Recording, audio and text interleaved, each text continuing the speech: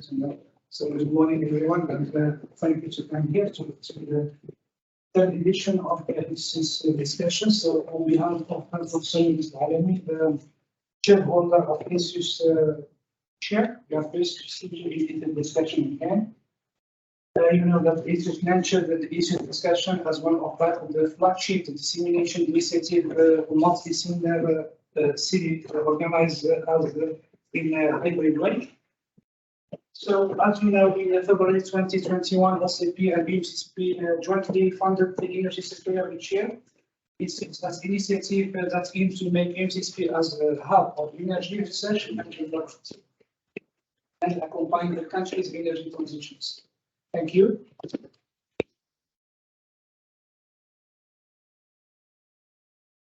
So, energy sustainability is today self-living, especially when we consider the recent climatic capabilities. So, the ENSUS vision is to establish an energy research and innovation hub that encourages academic and industrial cooperation and ecosystems, promotes scale-up and prototyping capabilities to serve national sustainable energy needs.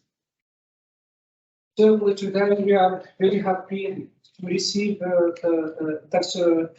Ayumi Kioros. He's coming from France. He's the project director of Envision Gigafactory. It's 3 giga actually plants.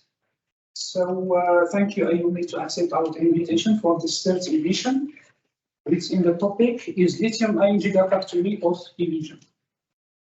So short biography of Ayumi. So after the engineering and doctoral degree at the École Polytechnique X in Paris, in France, he worked for Nissan Mitsubishi for 18 years in engineering, international project management, contract negotiation in the automotive, battery, energy, construction sectors, and so on. So he worked about 2 years as the vice president of Japan operation for Akka Group Technology, and today Akka this, and now since last August 2021, his main activity area is a project director of Gigafactory in Dubai in order to build this 3 Gigafactory for automotive. So the floor is yours. Thank you. I don't know. I need microphone to speak, or maybe I can. It's better. Yes. Here. Okay. So, Mr. President and the ladies and gentlemen. Anyway, I thank you very much for the invitation, Muad. I'm very honored to be here to present first our company and and after that in which context we are operating or we have to operate. I think it would be very important also for. I heard yes these days some news from Morocco concerning the project of a new Gigafactory and so on. So in that framework, maybe what I can show you could interest you. So first, okay. So first, I present you the Envision group. So maybe you don't know very well, but in fact, this group was created in 2007 by Mr. Leizan, our president. Our chairman, and he created what called the Envision-Energy first in 2007. So since 2000, so for about 15 years, he's operating in the production of the turbine for wind power. And so now they are in the top 4 for the order of that kind of turbine. So he's one of the major player in this area. And after that, the Envision-AESC, so I come back to this. This is a company created in 2007 too, the same timing. So this is a company. In fact, the headquarters is located in Japan, and it was initially created between Nissan and the NEC. It was a Japanese company. So Nissan, we know, NEC is the electric company in Japan, and they are specialized in battery development. So there is the R&D and also the manufacturing. I will present in detail later. And after that, they are also developing the Envision Digital. So this is the digital platform for the management of energy. So the headquarters is in Singapore, and especially these days, they earn a kind of tender for the operation of the energy management of the Singapore city. And we have the Envision Venture. This is the fund for green fund, and also Envision Racing. We are operating the Formula E World Championship. So the last,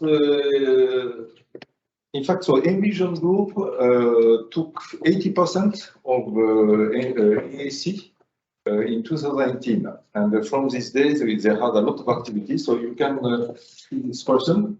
This is Mr. Zan, our chairman, and he was quite yes, he was very active. So you see here the meeting with Mr. Macron, the president of France, and this launched the France project. He had also the discussion with Spain and the prime minister. And maybe you heard about the project in the Extremadura. It's a frontier of the border of Portugal. It's the center of Spain. What is seen in the discussion. So you recognize Mr. Johnson in the UK. So there is in fact, in UK we have already a plant since 2010 for leaf. In fact, for the production of battery for leaf. And there's a lot of relationship with the British government, and we have a big plan there. And after that, we have also in Singapore some activities, especially in Envision Digital. So our chairman is quite active in different areas. And so this is the overview of our company. So you see in 2007, the beginning, like left side down here. The creation of the company between Nissan and NEC. And after that, in 2010, you can hear this one. 2010, this is the start of production. So this is the first mass production covering the history of EV battery for leaf in Japan. And progressively, we had the additional production site in the UK and the US in 2012. And in 2018, so 19 here. Oh, sorry, I'm not that here.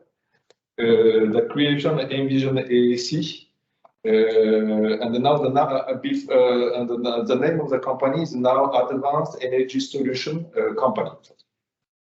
And so since 2019, so we have 80% Envision Group and Nissan 20%, and the headquarters is still in Japan.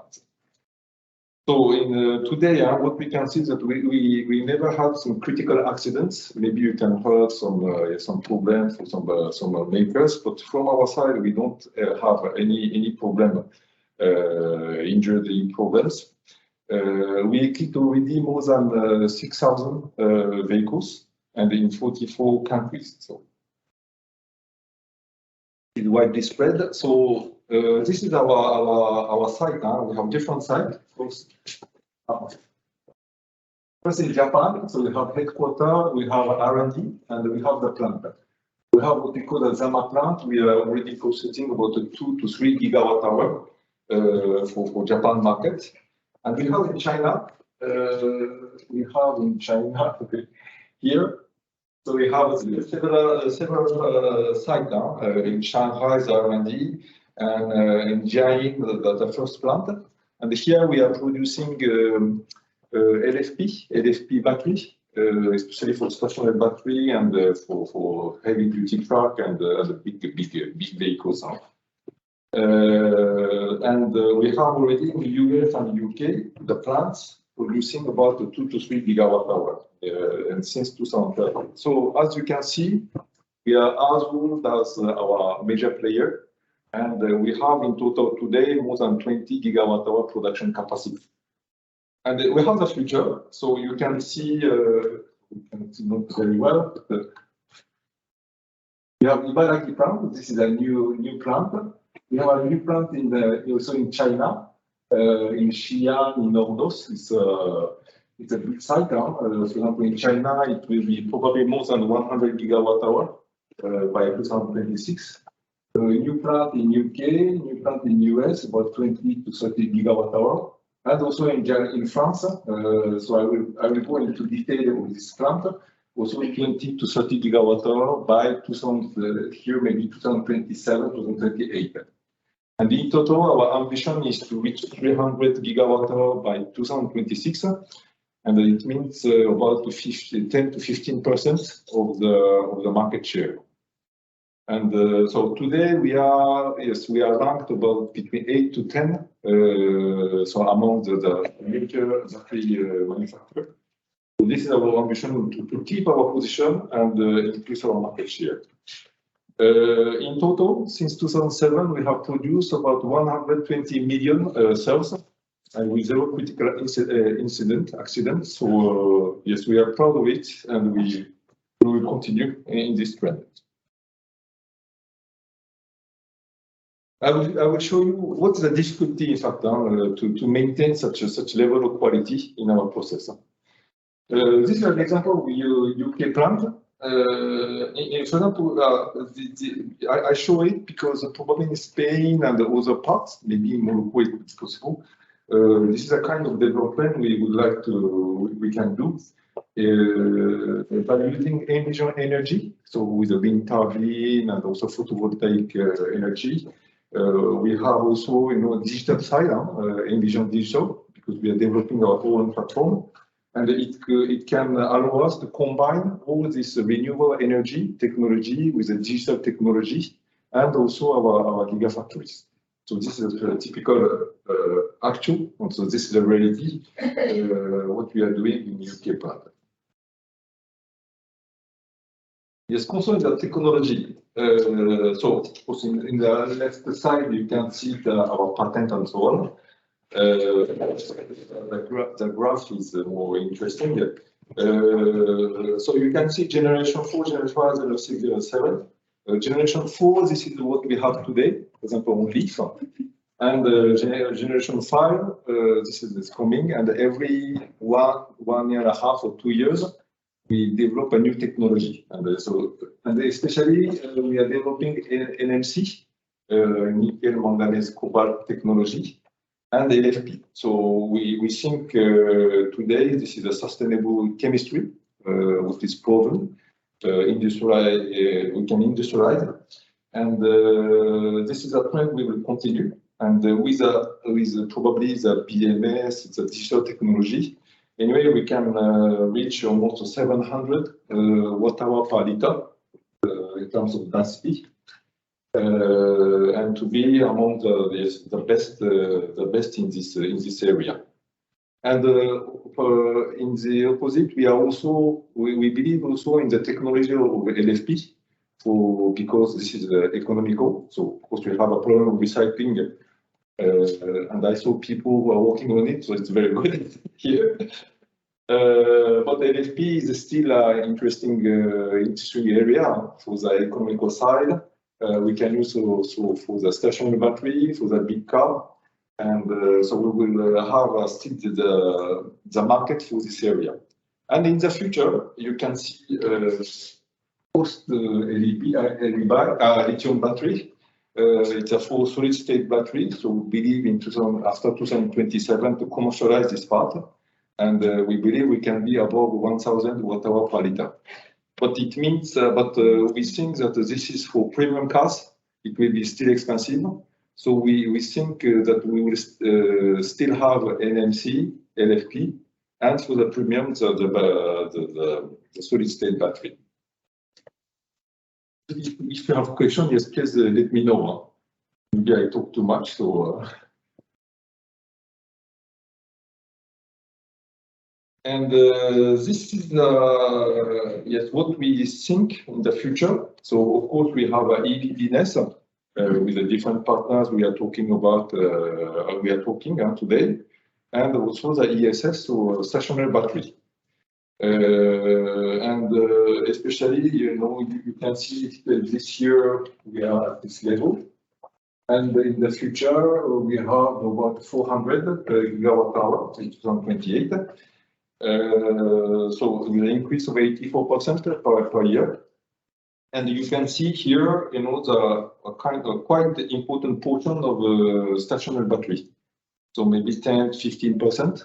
So we think, so into summary, we think in the future we have still NMC, LFP, and the solid state battery. And in the both markets for of course EV, but also for the stationary battery. That's all for the Envision-AESC group information. So do you have some more question? No, so don't hesitate. So now I will present quickly the French project. Because I'm the project director of this project, so so you can see here it's a design made by our architect now, and here you can see what we see. This is almost a final picture. So and I will explain. Yes, it's about 18 hectares. So it's quite a big area. Maybe not for Morocco. In Japan, it's very big, right? And you can see the main building. The main building here. You can hear. I think you know very well. It's a mixing tower. It's about 30 meters, very big. And yes, we will have almost 1,000 people in this plant. So we have also a big parking lot. Yes, why France? Because maybe you can. You have a lot of country. You have Germany. You have some, but yes, why? I will show later. But what is first interesting in France is the cost of electricity and the carbon-free electricity. But this is probably after Sweden the best country in terms of the carbon-free and cost competitiveness for energy. Second point, why in the north of France? Because this is, you can see, this is the center of Europe. We have a big port, for example, is the Dunkirk, and from this port, yes, we can deliver our powder, especially our materials coming, especially at this moment from China, to this port, and from this port we can deliver, for example, Spain and the different countries. And also, in terms of a railway, we can go to the Germany and the Eastern Europe, where you can find a lot of OEM. So, sorry, red color is the car assembly plant in Europe. So we have a lot. And the Gigafactory, you can see that's a kind of project we have today, existing the Gigafactory. And the third point, which is important, because Renault is our first customer in the continental Europe.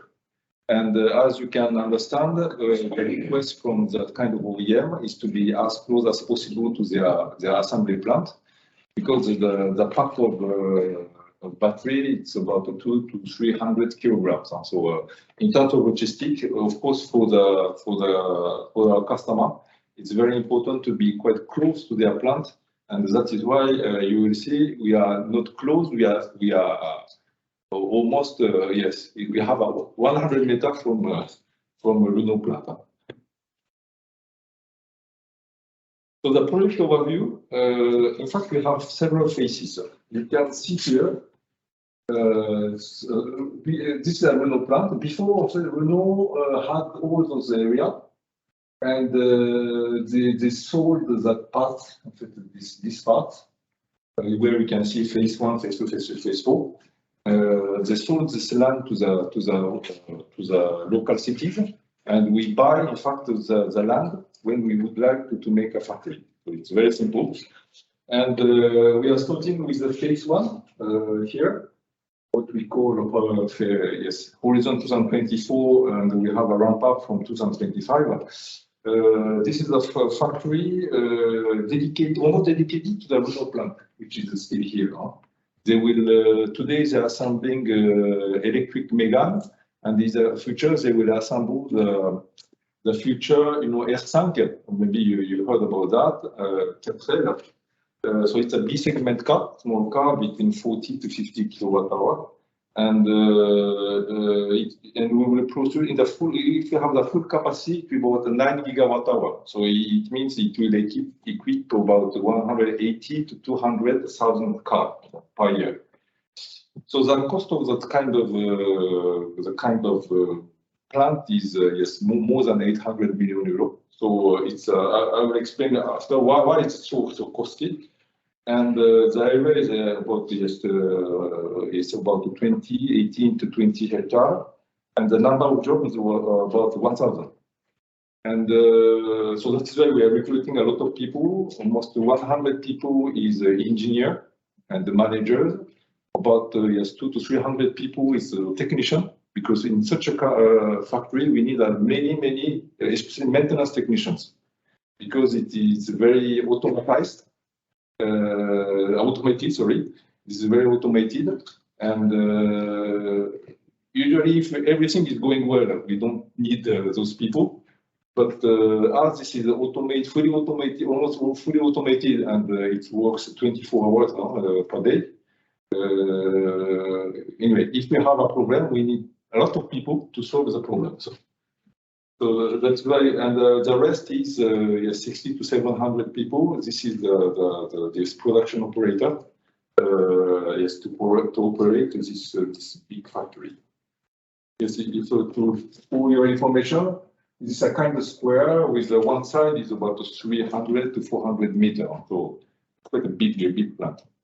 And this is the first phase. And if everything is okay, we can go to everything. It means we contractualize, we have actual customers and so on. For phase 2, we are already discussing. Phase 3, also phase 4. But if we can go in total, we will have a kind of plant of 60 hectares almost, and with the number of 3,000 people. So it's quite important, of course, for us, but also for the area, for the region. No question? My question is, do you synthesize your materials, and like from where you buy your raw materials? Yeah. Now, anyway, today refining and so on. Yes, 90% is in China. We have country, Japan, Korea, but in fact, almost 90% of the materials today will come from China for the economic side, but because they have invested a lot. So, and here, so where you can see in the manufacturing, we have to do three things. The production of electrode from the CAM, cathode active materials and graphite and so on. We have to do the cells, and we have to make the modules.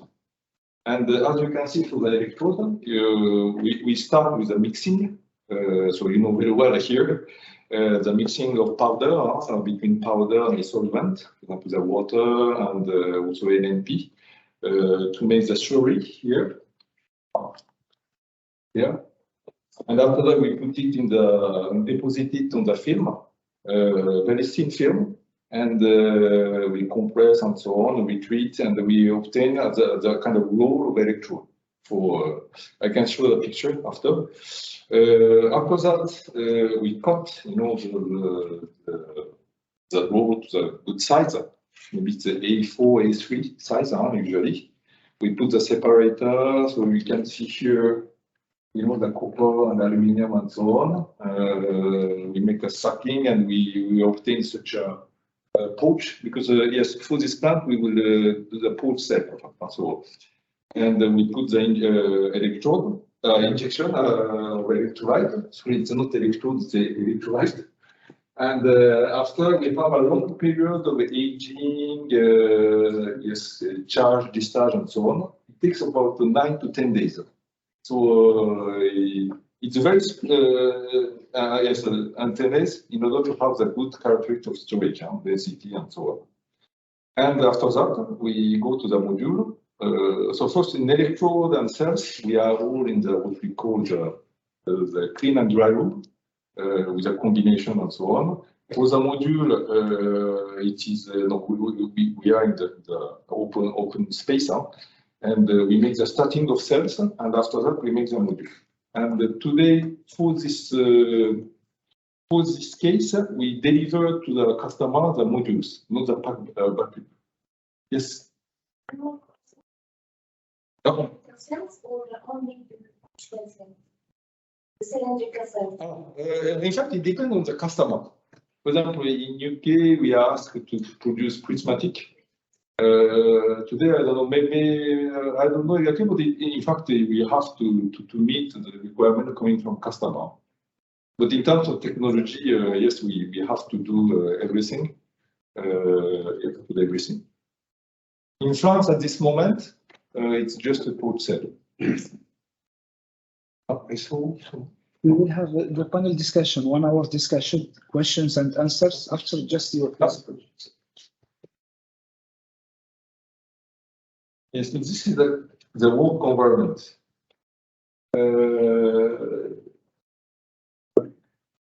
As you can see, so we have a lot of space, especially electrode and cell production, kind of clean and dry rooms. So most of people are with a combination that would be in France. You can see here, and after that you have the module. So you see a lot of machine. So if one day you would like to work in it's very far from car assembly and so on. It's very specific. I think for people who handle with electrode and so on, it's mostly a chemical company. And as I say, it's a big machine, very costly machine. So that's why the investment is it's a kind of heavy industry. And after that, you can see the automation of this. Have a lot of people. In fact, usually, as I said, they don't work on the machine. They intervene if you have a problem. So you can see here the main machine. So that is why also, and with the machine with a very low tolerance in terms of size and so on. And this is also, it's close to the semiconductor area. So if you gather the technology of a big chemical industry and the semiconductor, you can have an image of what is a factory factory, and that is why it's very expensive. So this is the production. Now we have a lot of discussion with the recycling. So anyway, we need to contribute to the circular economy. But why? So usually we talk a lot about the right side now. We have the battery on the car and recycle it, but I think we have to wait for maybe more than 10 years before getting those. But in the factory, you have a very immediate issue with the scrap. It means, and this is in fact the key issues of our plant. From the beginning, to have less scrap as low as possible scrap factor. And you can hear maybe, so from our side, we consider we have to be a few percent, maybe less than 2%. It is already big in terms of number compared with the quality, the ppm parts per million required by the automotive area. But if we have 1 to 2%, it means we can lose 1 to 2% of revenue. So we absolutely need to recycle it very, very quickly, to value it, and to put it again in the cycle, in the life cycle. So what we are doing is that, for example, in Japan or in China, we have already a kind of pilot plant close to our plant. We have to do it in France and in other areas in order to have this. It will be probably done with partners, but we need absolutely to find good engineers and partners to make this short recycling loop. Yes, beside the usual production operation. So this is very key, and yes, in your university you are working on a lot on this point. But this is really the key point to have a sustainable business in a battery factory. And yes, I heard also a lot concerning the carbon neutrality, and especially in Morocco, we are very aware of this point. And so in terms of Envision Group, we have some targets. You know, step one is by 2022, so this year, to achieve carbon neutrality. It means the first step is to have the generator, the electricity source, to be as clean as possible with the carbon neutrality. We have a step two, the 2025, 100 renewable energy. In case of France, we try to do the carbon-free energy achieved. For example, today we decided not to use gas in our plant. So 100% is sourced by electricity. And step three is 2028. It means we have to work on all the supply chain. For example, in our case, we are thinking how to bring the materials coming from Dunkirk to our site, for example, by railway. Today, the truck is a basic assumption, but we need to think how to. So that is why, for example, in former Uno area, we have a platform for railway. So this is quite important for the future to have such a platform for the supply of. Because we are using, for example, cathode, graphite. It's not just a ton. It's tens of tons per day. So we need to think about how to supply, how to store, not so far. So this is one of the key issues of our company. So globally, we have two missions. One is to stop the challenge for a sustainable future. And why we have to do yes, we need to follow the carbon-free revolution. And as much as possible, we put the intelligence by using our platform, our AIoT platform, defined for battery solution. Okay. So I presented here my group. I presented the project. And if you're okay, I go to in fact, in which context we have to operate. Because this is our vision now, but what is the reality? What is our surrounding environment? This is quite important to know, especially in Europe. So, of course, maybe you know very well this point. We need a way to go as quick as possible, and now in the carbon-free environment, especially to limit the warming. What we can see here is that 1.5 degrees, to limit after 1.5 degrees. Anyway, the peak of the emission has to reach in 2025. If not, we can reach. And yes, go to 30% to 40% by 2030 in order to keep those levels. So we cannot wait. We have to do now, and let's try to contribute to it. And the first thing is one of the most is to have the carbon-free road transportation. This is a European case. In 2018, we are almost 20% of emission coming from the road transportation. And among that, a lot of passenger car, LCV, is 14%. In case of France, it's 28%. Cars, the light is 21%, and the rest is quite important, also about 8%. So anyway, this is one of the direction, one of the direction we can operate today. And in terms of regulatory acceleration in Europe, you can see in 2020 we have yes, grams per kilometer. We have to be about 130 to yes 90 today, and the target is 59 to 43. So it means we have to go below as minus 50%, 55%. You heard about fit to 55. It means fit to 55% less than before. So, and to do that, in fact, we don't have so many solutions now. We consider we need to reach 50 or 60% of sales from market share of EV and the PHEV. If not, we cannot achieve this target.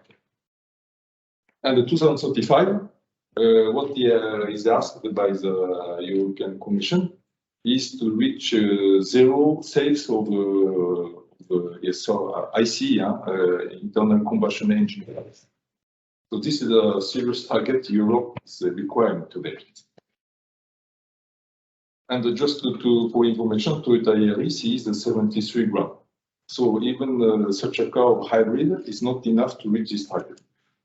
And if especially for manufacturers, they could pay a lot of penalties. So that's why it's crucial for the survival of different manufacturers in Europe. And what kind of solution we have today to solve this problem? Scenario maybe, because we think we have only one solution. First case is biodiesel combustion, but we can reach minus 45, so it's not enough. So this is a comparison to diesel. After that, we have biogas. It could reach minus 90%, but if you have a leak of, that the biogas is methane. Methane is more polluted. His emission is 28 times higher than CO2. So if you have 3% of leak, maybe on the production on your car, it cannot work. So, and after that, it's a question of availability. And also it will be used probably for other applications like heating, power plants, and so on. I saw also people who are working with hydrogen.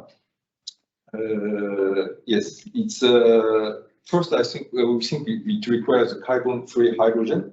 It means water, and today we have a lot of water stress. So I guess the quantity of water needed to do it is so important that it cannot be democratized. And it requires almost 3 times more electricity than electric battery. So we think it can be used maybe for the big car and so on. And then we have also the problem, the size of the tank. It's very big. It's usually cylindrical today, and you cannot put in the cylinder. So this is one issue. Plug-in hybrid, maybe it could be okay, but if it is recharged, if you, for example, I do about 500 kilometers per week, I cannot use the electric part of the plug-in hybrid. It cannot work for me, for example. So we think today that the only solution we can have, and what the most mature solution is an EV.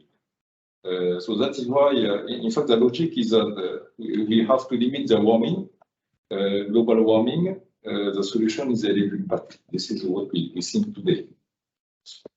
Just to show if EV could really reach the target. So let us compare, for example, the one B segment, 2 cars. One is a hybrid, it's almost B segment. It's a Japanese maker and so on. Maybe you can made in France. And the second thing is a EV. So this is also a kind of French B segment car. So you can imagine which one it is. And if you compare, I can come back to it after. If we compare the values, for battery production, we need about 22 grams of CO2 per kilometer. It's emission, sorry. Is 22 for EV electric production. We consider it's about 51. It's 2019. And if you compare it to the hybrid, so of course there is no battery, it's zero, no electric production, zero to the hybrid. But we have the production of the car, it's about 70 grams, and the petrol combustion to use, 87. And if you make this total, it's about the 73 for EV, for hybrid is 104. It means, as you may know, when I say electricity production in Europe, we have some countries, Sweden and France, it's nuclear and very low carbon emission. If you take some countries in Eastern Europe, of course they are using coal and so on, so the CO2 is much higher. But even if you compare that, in fact, EV is much better than hybrid by almost 30%. So in the future, we hope in battery production we have 22, so it's almost the same. With the nuclear power, it will be 14 in France case. Electricity production is, with hope in 2030 in Europe, we can reach 20. We can reach between 30 to 40. And here, in that case, we can reach the target. And compared to hybrid, which remain 100. But I think you will tell me, but the condition is that really for the battery production and the electricity production, we can decarbonize as much as possible. So that's why I would like to come back to this. For the battery, you can see in China, so it's from the mine to recycling. So we take all the life cycle and the emission of the CO2 for the battery for all the life cycle. And in that case, in China, we consider it 100 kilogram. In Europe, it's 400 kilogram. And in France, if the refinery, powders, and the gigafactory are all in France, we can reach maybe 40. And sorry, maybe the best thing is to see the left right side. In China, it's 35 grams of CO2 per kilometer. EU is 22, and because this is the value I put in the previous slide. France is 14, and what we are targeting is to 7. So this is a kind of roadmap we have on the.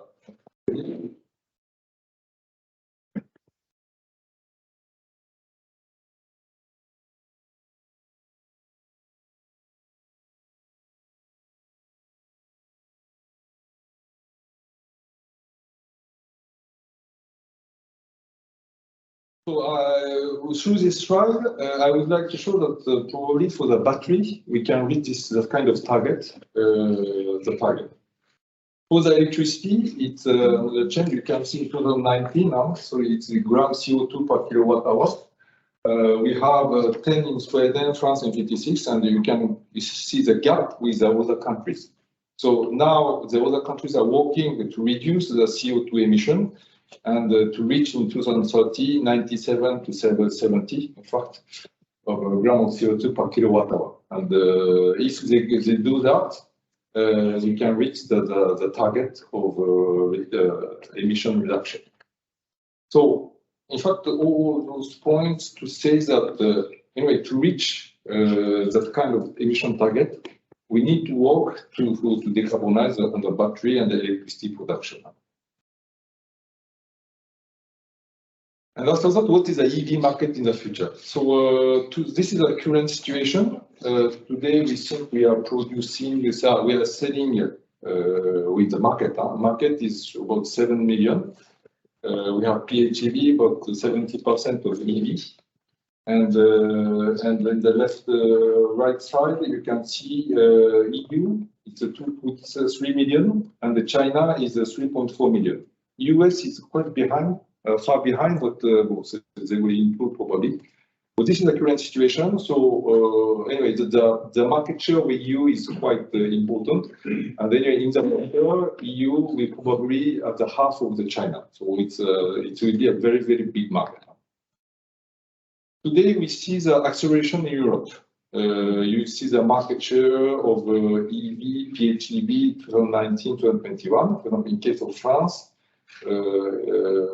within 2 years, we go from 2.8% to 80.3%. Well, Norway is very advanced. Germany is the same, between 3 to 26. So you can see a big jump between 2019 and 2021. And you can see yes, from Q1 2022 and 2021, in France, we have 43% of EV. More, and in case of Europe, is 61%. So today we consider in fact, we are in the revolution. Things are changing. So if we would like to be in the game, we have to be there now. And the rough estimate of EU demand 2035. So we took the volume of 2019 and we put the battery size and the annual capacity, passenger car, light duty, and so on, and truck. Globally, we think in 2035 we will have yes, more than 1,000 gigawatt-hour. Yes, and maybe it could reach about 1,500 gigawatt-hour. And you can imagine China is a double. So this is the scale, and yes, that is why we, from our side, we try to be anyway in the game to meet the kind of demand. And in terms of technology, so this is a kind of a survey, SDS and NZD. You can see between 2020 and 2040, we multiply by 6 the type technology, green technology, and you can see it's a yellow here, EV and the battery storage. So anyway, we think, and the electricity network is charging solutions on everything. But anyway, it represents the majority of the future technology by 2040. But of course, to meet this requirement, we need materials. So we have to multiply by 40 the lithium, graphite by 25, cobalt by 20, nickel by 20, and so on. So it means if we would like to follow, we need all those materials. And of course, the price is jumping. Nickel is almost you multiply by 2, lithium multiply by 5 today. So this is for your future. We have also technology, but we have to think about the price. What is the future trend? So you have to be a little bit a kind of trader of the materials in order to understand, in fact, which technology we have to push now to meet that kind of price effect.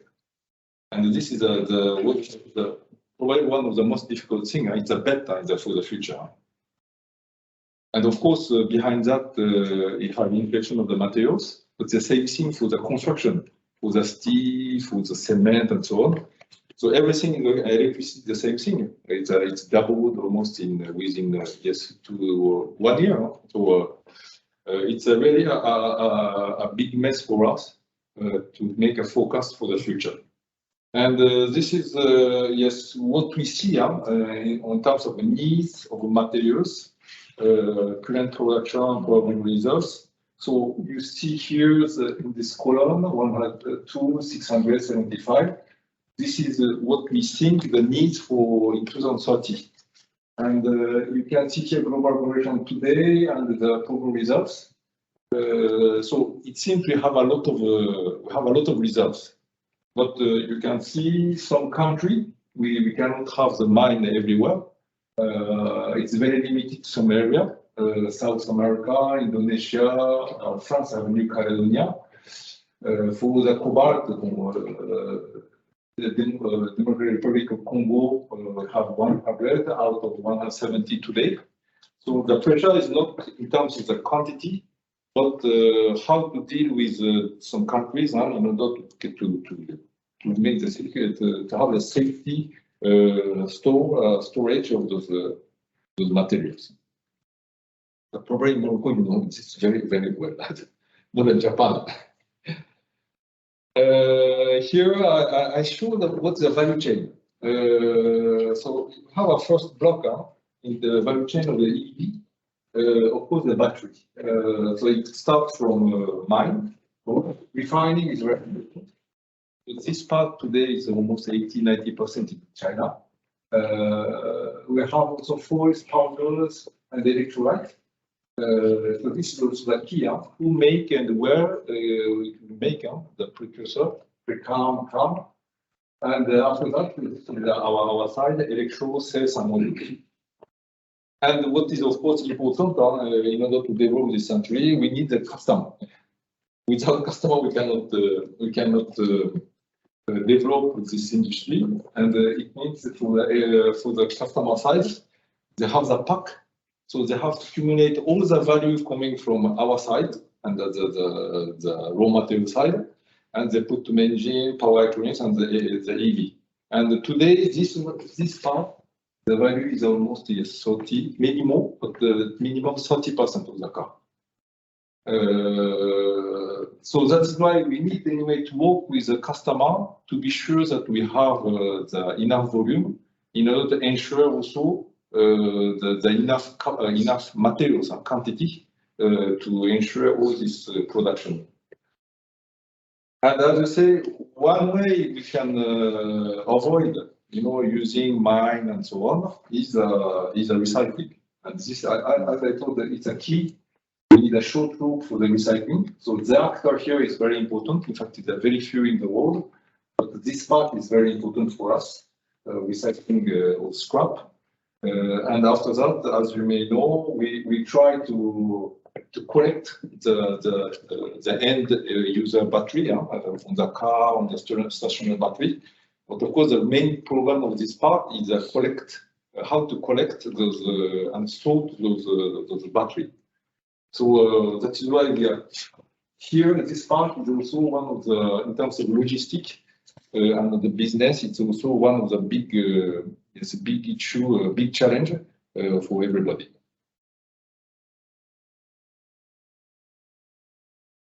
I think we made three slides now, just to show what's the competitive environment of Europe. And the question is, who will survive? It's not a song, but it's a reality. Today, you have almost 30 companies, startups, and other companies developing a gigafactory in Europe.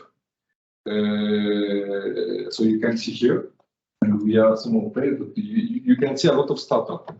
But you can understand the barrier to entry, R&D. It means, anyway, we have to develop every 2 years, maybe a new generation. So we need to have a big R&D force. You could see the complexity of the manufacturing process, and we need to be quite flexible because we will have several chemistry and so on. Of course, for the purchasing, we need to have purchasing power and secure our storage of materials. We have economy of scale and security. As it's very expensive, it's about 1 billion. We need to find appropriate project financing per country. And of course, HR and training. Probably for us in France and in Europe, this is the most difficult thing because there is no people with experience in the battery technology or battery industry. So we need to train them, and it takes about 2 years if we would have to be ready for the SOP. It means to be lower than the maybe 1 to 2% of scrap and so on. So we put a lot of, we have to put a lot of money, a lot of strength, discussion with the authority and the training entities to make this to have people ready for the SOP. And that is why we start in 2024. From now, we have started the discussion with training bodies in France, and we will start the training in September this year. And so I don't know in the detail, but in Europe we have a lot of regulation, concerning the footprint and CO2. It's a kind of passport. Each battery, you have to show the footprint, its characteristic. What is the CO2 footprint, the share of fundamental materials. In the future, what is the threshold of the CO2 footprint of batteries, rate of recycle, and so on.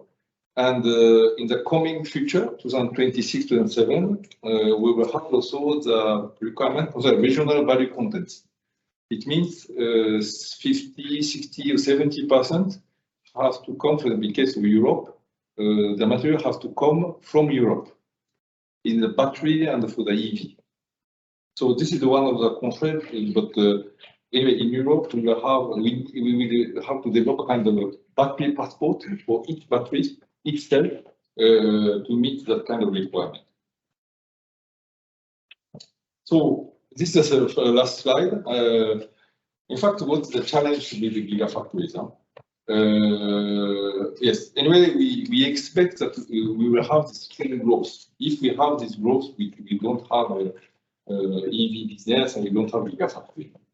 But we will have the tension on minerals, especially we see nickel, cobalt, lithium, and graphite. nation in Europe for the CAMA, cathode active materials, the production, in fact, to be done locally, if all the different regulations are applied. We will have the inflation. This is an important point. Materials, construction, energy. Everywhere we have inflation. So how to deal with that? We need to have, it's mandatory to have the battery recycling plants and the partners to recycle quickly, our scrap especially. Today we know it could be very economic in NMC, but we could have difficulty in LFP. So we expect from your research, you can find solution quickly. And yes, because recycling starts with a waste from Gigafactory, so it means we have to master the volume. We cannot be 10%, 20%, 30%. It has to be a few percent to have to manage this quantity. After that, it's more in the future, but we need to make the circuit for the battery collection. This is important to recycle the area and to avoid as much as possible the use of mines. And at the end, it's a competition at the end.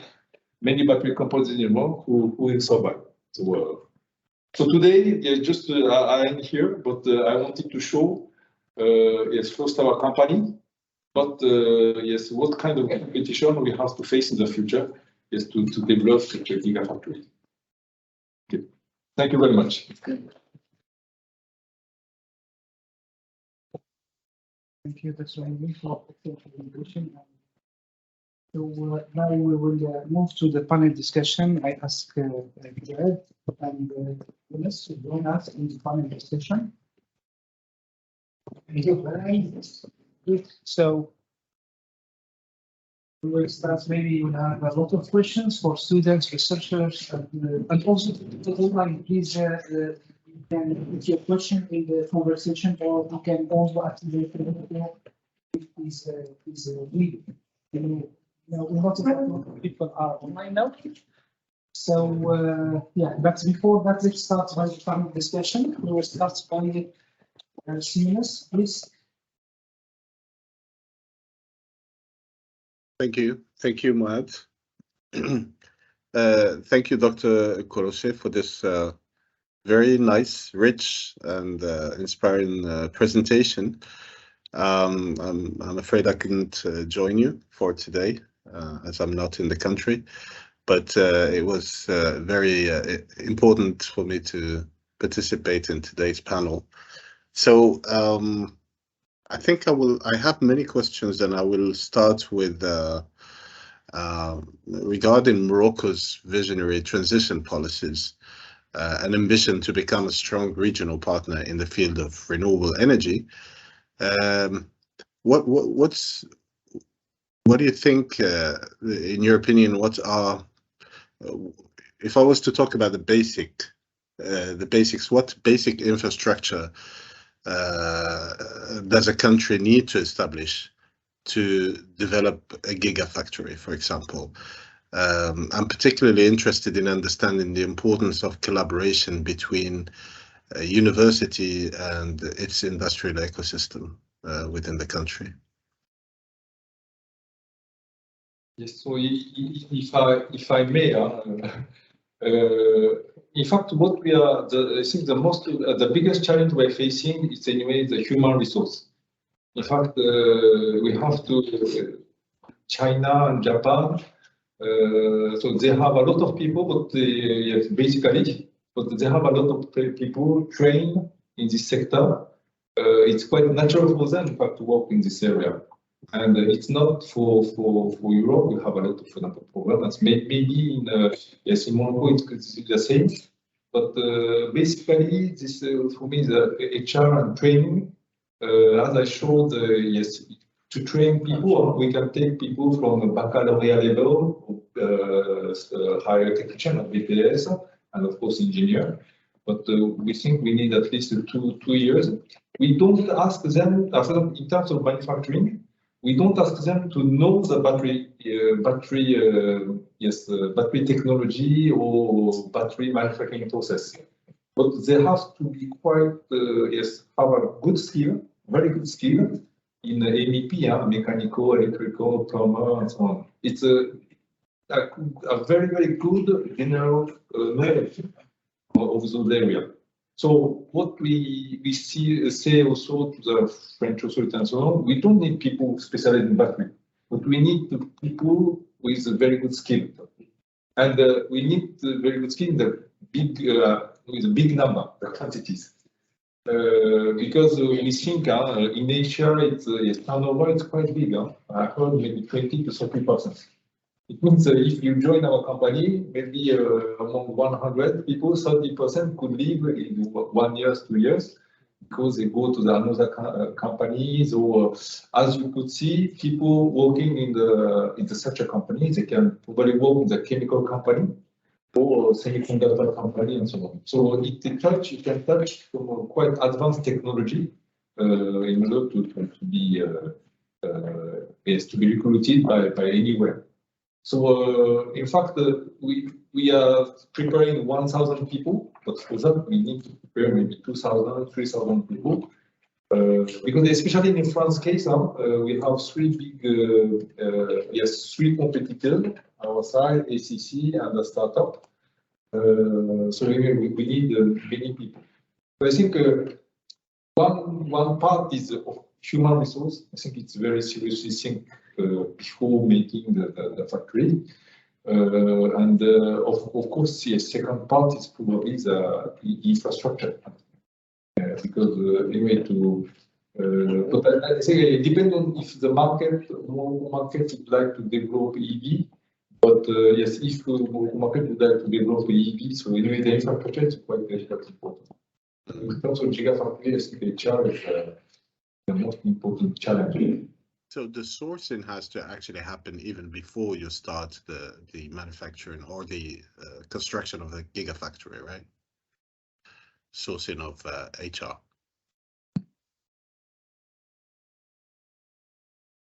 Thank you, Suez. Let's move on to Sifred, but yeah, yes, please. Thank you for the presentation. Now we know which kind of challenge we have to face in order to implement the Gigafactory in a country. A lot of things to do and a lot of aspects to take into account. And if I can add something, maybe what we need, maybe you showed in one of your slides the cost of electricity to produce battery.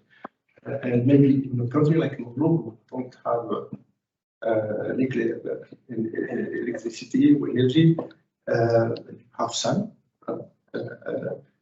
We can produce clean energy, and this is maybe one of the key factors to take into account, as you mentioned in one of your slides. And if now we jump from battery production to recycling, recycling plant, I have a question in terms of the resources you need. In terms of needs, are they the same as in for lithium-ion battery units, or it's different? I'm thinking about, for example, the level of automation of human resources needs. Because you said that maybe in battery production unit you don't need a lot of technician. Everything is automatic. If this is also the case in the recycling plant. In fact, I'm not a specialist of the recycling plant. Yes, I can search. Yes, you are talking about how many, in fact, what kind of resource we need for the recycling plant side. This is your question. Yeah. No, I don't know very well, but I take the question and I can answer you later. Once, so our friend Fuad, so you mentioned about electricity, the Gigafactory. Yes. How about the water consumption? Yes, it's first in terms of power. It's yes, it requires several tens of megawatt. and this is quite important because we have a lot of machine, we have a lot of clean and dry room. So in terms of power, we need many power. And yes, we need a lot of electricity also. So anyway, this is very electro-intensive in terms of probably it's the equivalent to a medium town. So, anyway, we need electricity. This is very important, and water. Water is also quite important to because we need to produce pure water, especially for outside. So I think those two parts is, and we know we have a water stress today. It's quite complicated, but we need to ensure those two parts. And even the also part is not so easy to ensure that part. So it's quite important. Thank you. Before we move to the audience, I have one question. So from my side about Morocco. So the government announced the Gigafactory construction in Morocco. But I'm curious to know, you know very well Morocco, and so we have reserve of phosphate, the big company in the phosphate and so on, so we can produce the LFP. And also Morocco is the first producer in Africa and region of electrical vehicle with the Renault and Pesa with more than 700 hubs in the year. So with this all, do you think that can be the Morocco can be the hub of Gigafactory for US, for Europe, and so on? Especially for LFP, for electrical vehicles, because we have the customers, the Renault and Pesa. Yeah. Anyway, we think LFP the two big usage for the electric vehicle, especially economic vehicle, and the stationary battery. So as I showed, anyway, we bet on the two parts, and LFP is really important, I think, in the battery business. I think that one of the challenges that I think the chance Morocco can have is that you have the mine, you have the first raw materials. And I saw you're working on the precursor, and this business, anyway, this part is quite important. We need that kind of powder, not directly from our side, but the producer, the supplier, the cathode active materials, especially, which have to be quite close to I think, the end customer, maybe due to the regulation. So I think the frontier, well, to limit the localization is quite important. But for me, yes, especially for the LFP side, there is quite an important position to take. We have a question for the audience. The head of the OCP site, Ms. Shakir. So hi, I'm really as car maker. My question is about how you can push the cost down in order to compete with Asia. Active material, pack sales, design, and so on. Because at the end, even the CO2 balance is good for you, but the final battery pack is a big driver. Yeah.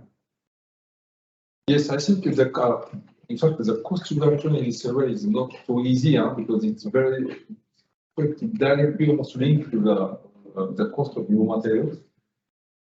In fact, what we put in the cells are quite simple. But yes, one way is anyway the logistic and the electric consumption. Electricity is the key. That is why we are talking about Industry 4.0 and so on. But in such a country, in such a factory, if you don't optimize as much as possible the electric consumption, it means for each machine and so on, we have to check. So in our machine, we have many sensors. In order to, so this is one point important for the future engineers and technicians. The knowledge in data science is very important.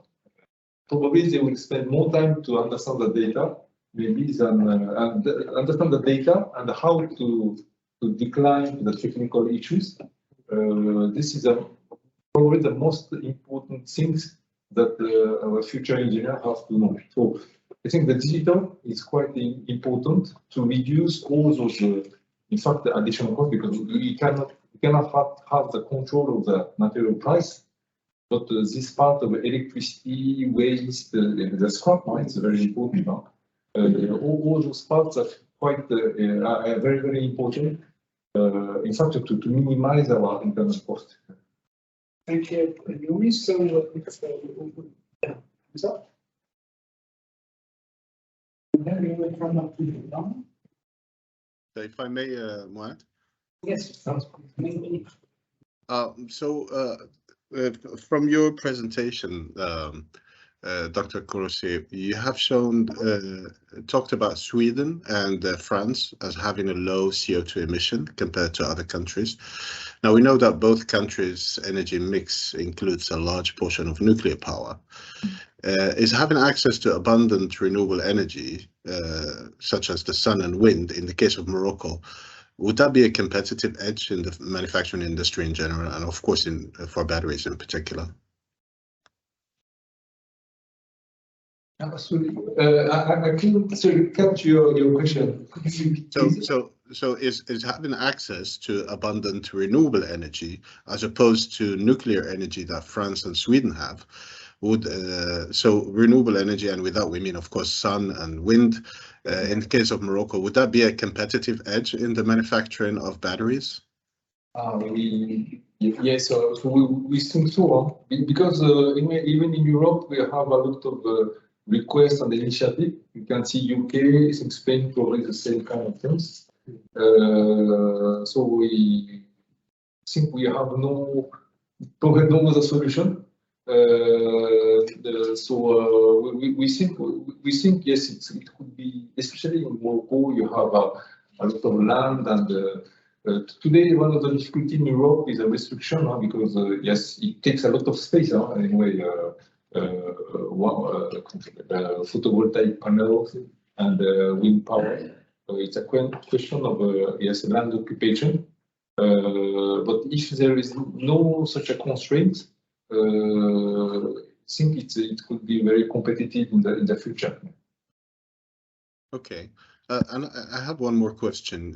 With the huge future needs for lithium, as you have shown in your presentation, will that push developers to look for other more abundant and possibly lower cost materials? Is that at all possible with regards to the capacity needs for electrical vehicles, for example? And if yes, when could this happen in your opinion? I mean, when will the transition to other technologies happen? As we see, we consider that the future products like solid state, you have sulfur, lithium, and such a. The problem for us is that maybe 2040, when those technology will be mature, it could be sustainable in terms of economic equation. But honestly, in the coming 10, 15 years, we don't see so many solutions out of, yes, of course, NMC, but electric in terms of the economic solution. And when this time will come, do you think that the technology will be enough to reach enough maturity?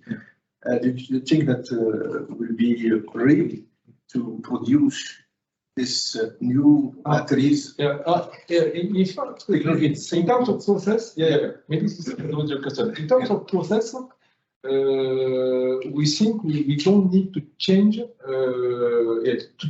our global process. Maybe a few parts, but for example, today all our new factories will be ready for the solid state. So anyway, this is also the chance to work with such a company with 15 years. Anyway, they think about the process which will be compatible with the future technology. In fact, but one of the problem is the flexibility, because it's like maybe the paint shop and so on. when you change the color, it takes a time to change all the circuit. You have to clean everything. It's the same thing as you have to clean the powder and so on. If you would like to use the same line to do everything, you have to probably to stop maybe 2-3 months, 2-3 weeks, in order to clean up all the circuits and put the new chemistry with them. But this cannot be done because due to the capacity we are asked to produce, we cannot stop the line 2-3 weeks and start a new chemistry. So today for that, yes, we have one solution that we have to dedicate almost 1 line or 2 lines for one chemistry and the other line for another chemistry. So this is, I think, probably we have to. Yes, what I wanted also to say is that in the battery industry, it's not just chemistry. The process is a real know-how, and you can push, yes, the chemistry side, but in fact, the people who will survive, it's the company who will masterize completely the process. And this is really a key point. And what we are going to do, the training side and so on, it's mainly this part. I have one last question regarding the choice of a geography when you're thinking about a gigafactory. How important is proximity to resources as opposed to proximity to market? In fact, how can I say? From our side, it's more, at this moment, our stance is anyway to meet the requirement from the customer. And we understand that the customer will reduce the logistic cost now, because yes, the part of logistic cost. So today, this is the driver. Anyway, yes, the market is starting, and this is the driver of the choice. But anyway, in the future, what is important for a gigafactory, it's not to have so many problems with the environment and so on, because this is you have a lot to discuss. We spent almost 1 year to discuss with the authorities, associations, students, to convince that yes, we can safely set up a gigafactory.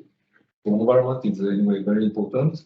As I said, yes, we have to be sure that we have electricity, enough water to make it, because all those points is yes to necessary to decarbonize everything, and of course the location where you can find people. So yeah, I think the future driver should be this. So the manufactured car is not mandatory to be planted near to star manufacturing. Electrical car manufacturing is not so. I think if you have the train, for example, to bring the battery, or the pack battery, or the cell module and so on, I think it could be okay. I think that the choice of land is really depends on the environment condition. If it's flat, or if you have flat area, it's you have nothing to do. So yes, such a environment condition is yes probably one of the most important things, and to be sure that we can bring all those yes heavy products to the customer. Yes, probably avoiding the road transportation. Thank you. So we will move to the audience, especially for the students, and come back to the great one. Thank you, sir, for visiting us. My name is I'm a master's degree also as a engineering. So thank you, sir, for this informative presentation. So my question is to reuse the battery factor, it's prescribed.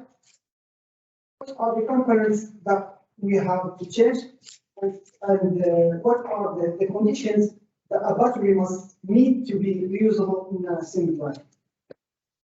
Sorry, I couldn't get the last part. Because I think the volume is. Second part of the question. Yeah, please could you repeat because. What are the conditions a battery must need to be reusable in a single life? For example, stationary application. Sorry, I can't. After being used in the vehicle, then the battery can have second life. Stationary application. What is the condition? Just yes, for your information now, in the rule of the automotive EV, anyway, you need to, if the capacity of the battery becomes lower than 80% of the initial capacity, you cannot continue using on the car. So first, the level of the capacity is quite important. So this is one thing. Huh? So yes, second thing is yes, maybe that how can I say?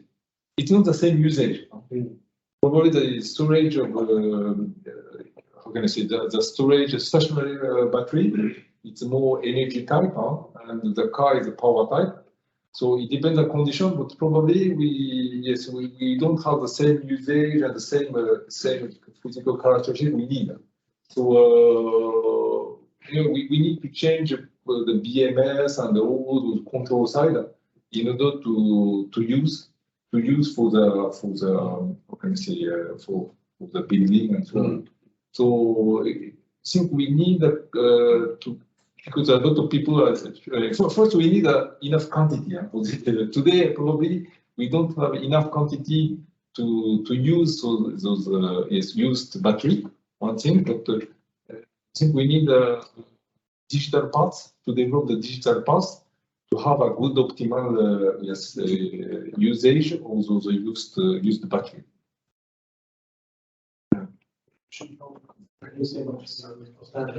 Presentation.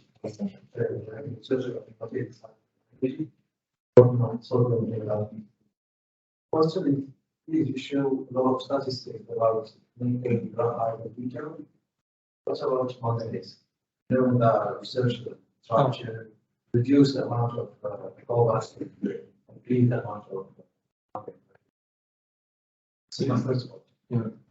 Anyway, in the future, when we talk about generation 6, Gen 7, the purpose is to increase much more the nickel part.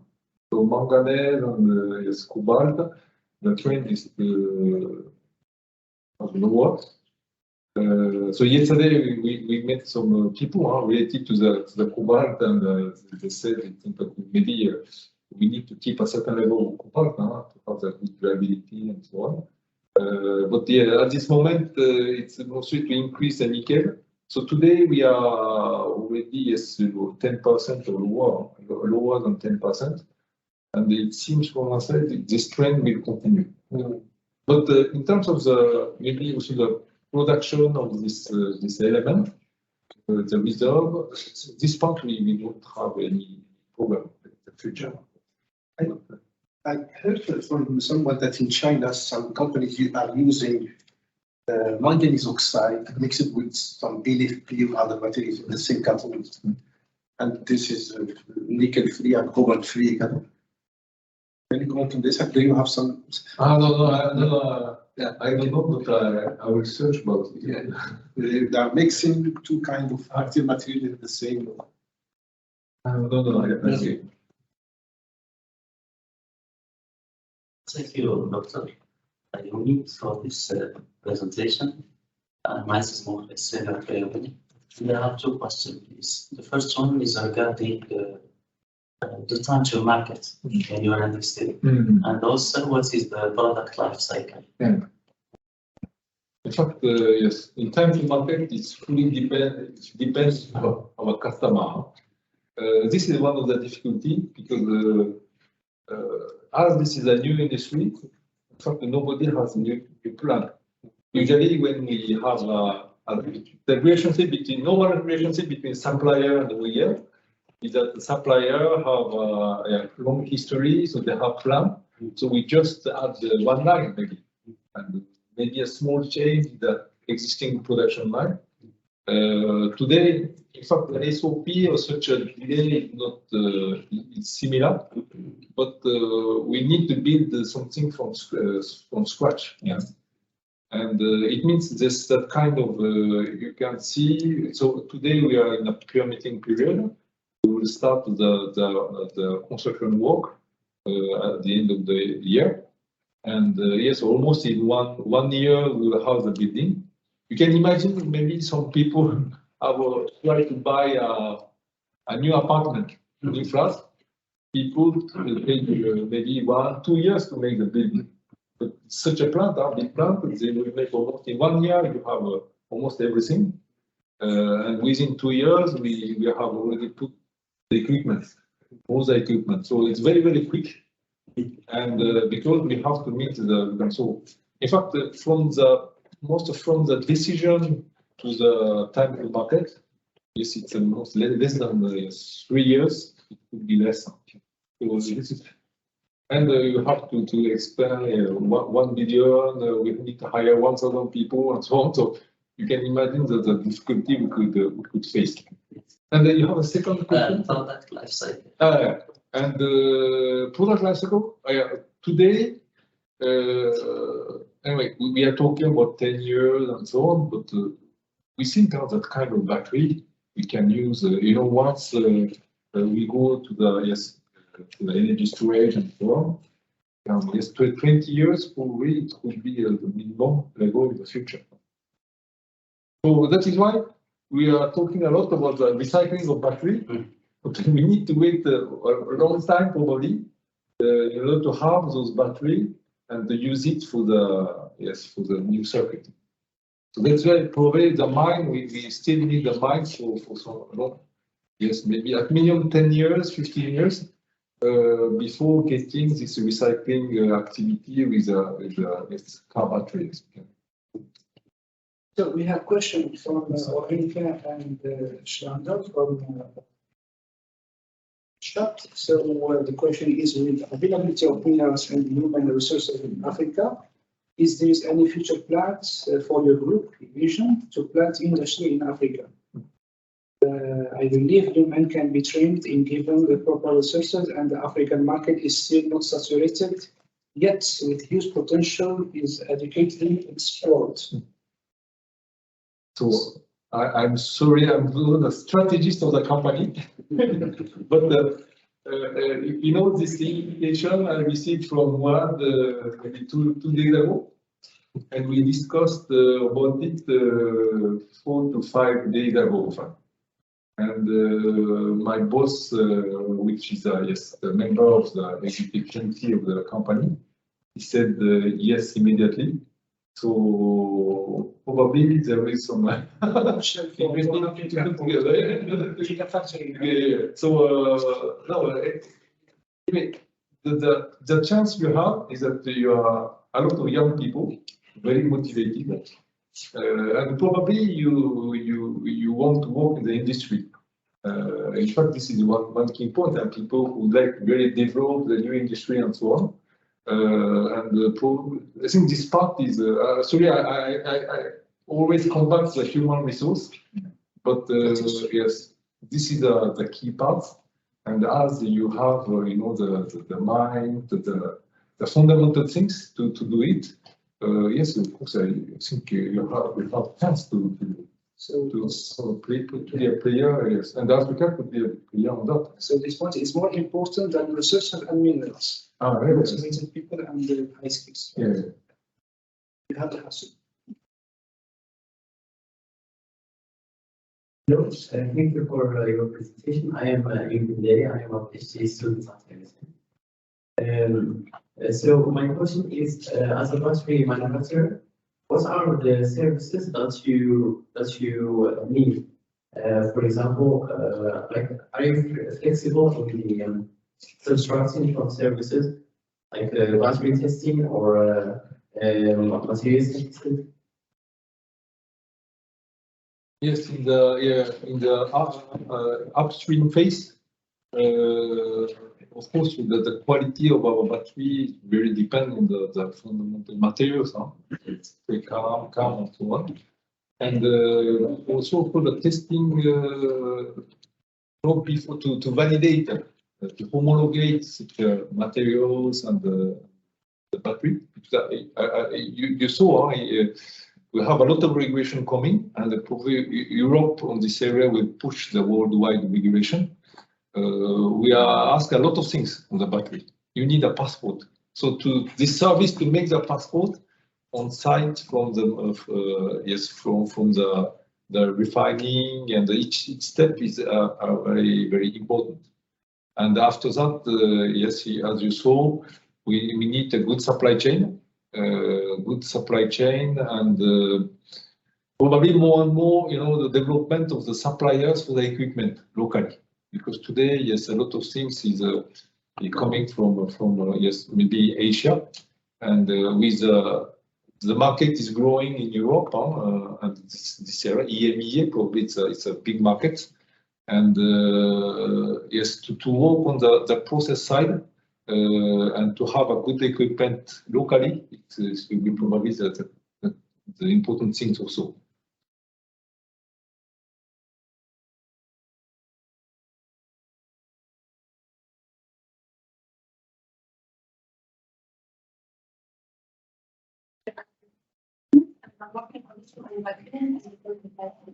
So here I mentioned that during your presentation, you mentioned that for an experience of 15 years, you didn't record any accidents or any safety problems for your battery. So which are the strategies that you adopt to deal with this aspect of the safety aspects of the battery? Yeah. And also for the future, which technology would be leading for electric vehicles? Is it the LFP or the NMC?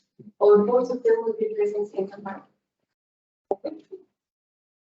In fact, I think the characteristic of Japanese company is the training, and people can go on the line. As yes, when in fact there is a trainers, specific trainers in the company, and we need a kind of certificate, the validation of the trainers that the person is enough skillful to go to the line and produce. And there are a lot of quality process and so on in such a factory. And yes, there is no secret. In fact, it's not a question of maybe we can have some poka-yuke and such a thing to avoid the mistake. But at the end, we need to have very skillful operators which can detect very quickly some problems.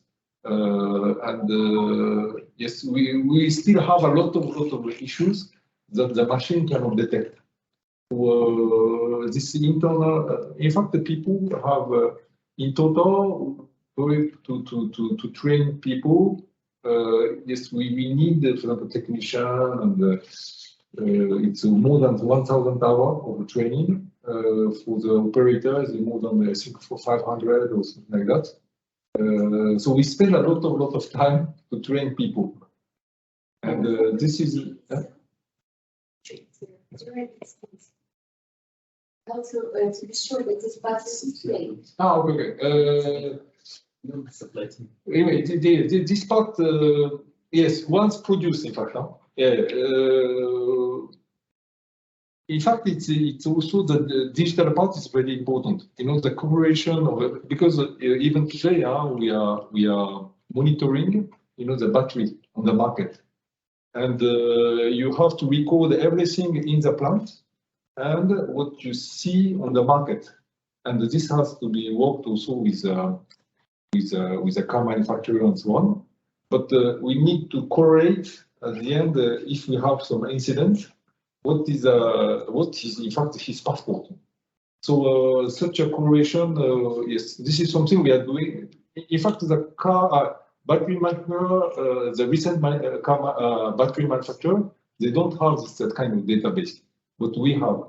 So I think this allows us in order if we have some issues on the production, we can imagine, we can have the forecast of what can happen. So, we need anyway the loop of the knowledge,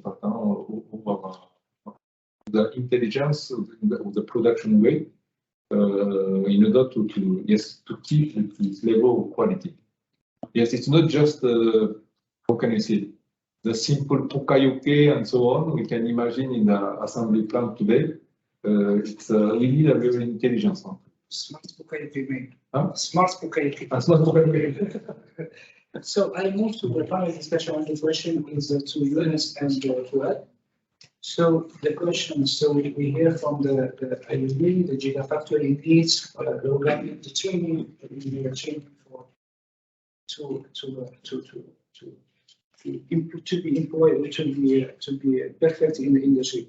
So how the industry or how the university can contribute, or what is the strategy of the university can be implemented in order to answer to the industry needs, especially for battery Gigafactory? Yeah, before that, the country have to set up a strategy.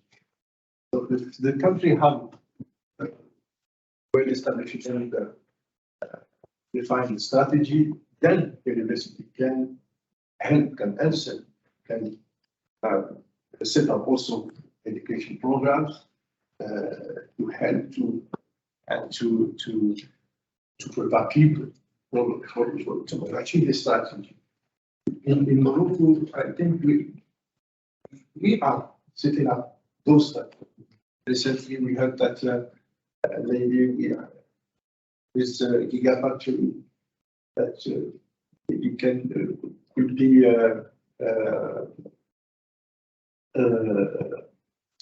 made here in Morocco in a few years. But do you think we are ready for that? No, because we don't have the strategy. We need electricity at low cost. We need a lot of things before that.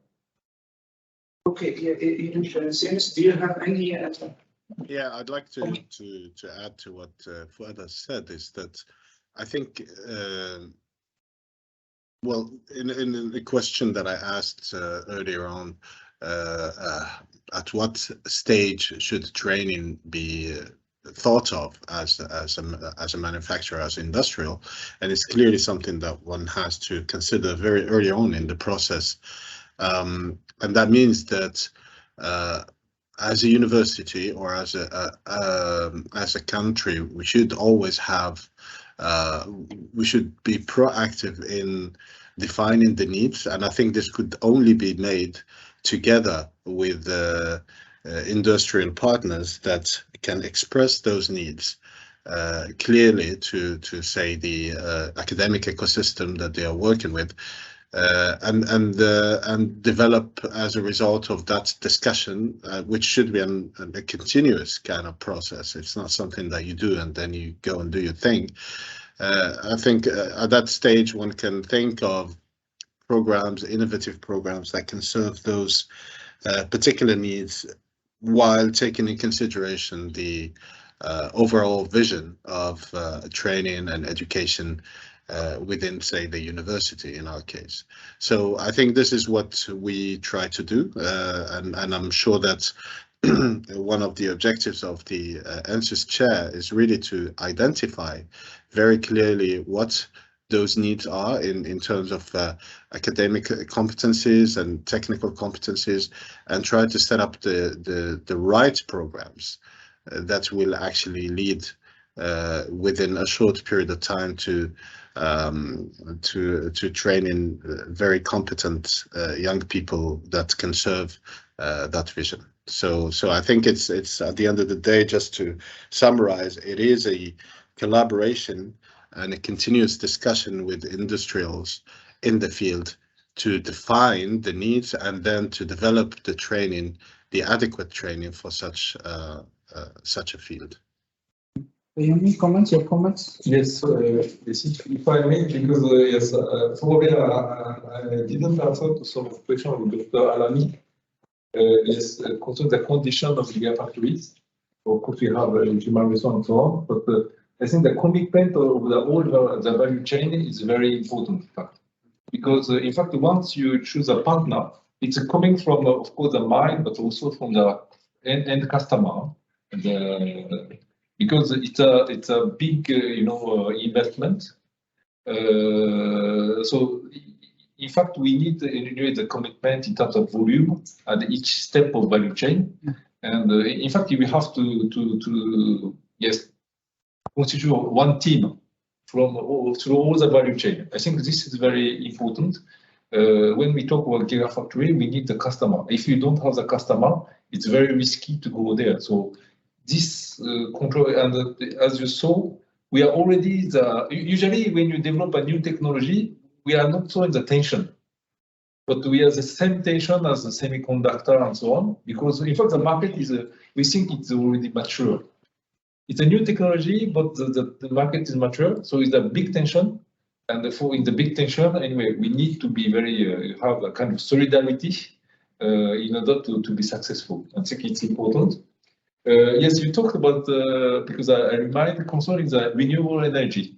In case of France, what we calculated is that when you have the market price above 100, we think, for example, photovoltaic was about 70 euro per kilowatt hour instead of 100, 150. So we think the renewable energy could be around the half, in fact. So it is important. It is sustainable.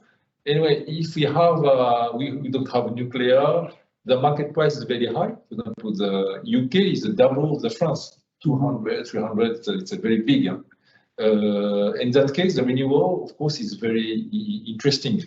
So yes, because probably I didn't answer to this question. Maybe third question, yes, you question about the NMP, NMC, LFP, no, the technology. But as I told with the presentation, we think this technology, anyway, will remain for a long time, because this is the most mature. Probably economically, everybody goes to those chemistry. So the cost is much competitive. Okay, last question. Thank you.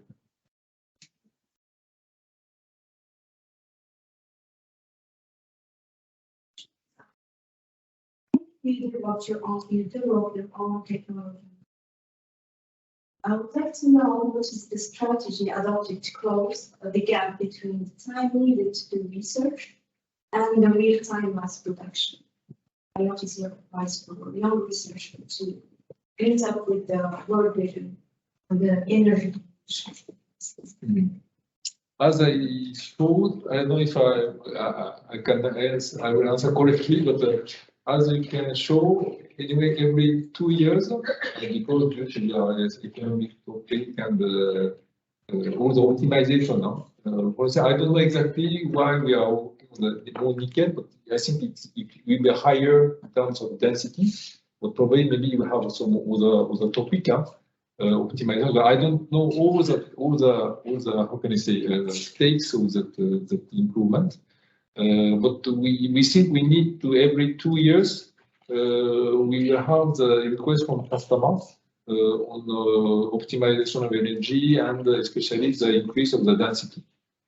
So if we don't have this R&D ready to develop every 2 years a new product, you cannot be sustainable. And surely for the premium car, they will need yes, at least the solid state battery, and this has to come yes, just after 2027. So it's within 5 years. It means we need to go now in the more concrete side in order to develop the mass production, so the process side, and to be yes to make a yes, secure product. So you have a battery of tests to do today in order to yes to reach this target. Yes, because if not, people are still requiring because we don't have with choice more and more capacity. Today 400, 500, and for the country as big as Morocco, it's not enough, So people will asking 6 to 1,000 kilometers, like a diesel car, in fact. with a fast charging, possibility of fast charging. When we say fast charging, it's less than 10 minutes. All those constraints show that we need to improve, but quite quickly. If not, the business, EV business, we cannot be developed. And of course, the infrastructure. Can I ask? So you have a lot of probably you have a lot of work to do in this area. One last question, probably before Muad, if you permit. So I actually had it from earlier on, but I thought maybe it wasn't the right time to ask it. Now we just talked about the role of the university, and in this case we are focusing on, of course, materials for battery. But a gigafactory or manufacturing of a battery is not about materials for the cathode or the anode alone.